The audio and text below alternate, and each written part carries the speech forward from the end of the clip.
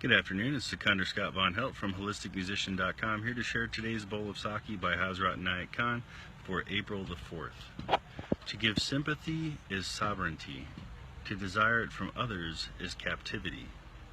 To give sympathy is sovereignty. To desire it from others is captivity.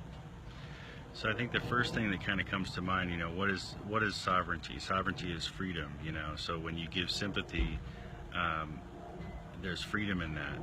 You're giving of yourself freely, and it's opening, and it's very freeing experience. So to give sympathy is sovereignty. To desire it from others is captivity. So when you live with a certain expectation of wanting to receive certain things from other people, then it takes you to a different place. It's a personal ego need, and that takes you down a different path than being sympathetic and open and free to really have that that sympathy for another person. And the more you give, the more you reflect that same light back.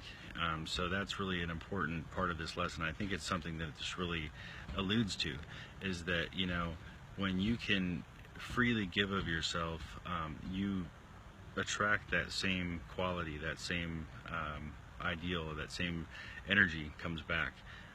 As in the same, with trying to having expectations or expecting things from other people, I guess is where I'm trying to go with that. When that comes into play, then there's always room for disappointment. But when you have no expectation, or you really come into something and you just give yourself freely and you do what you do, it really just translates. You just do what you do, and it comes across, and those who will really receive some value from it will receive value from it. So those are just a couple random thoughts that came to mind today with the bowl of Saki.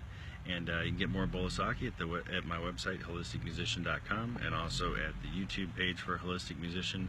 Appreciate all the likes and shares, and we'll be back tomorrow with another little nugget of wisdom. So have a good night.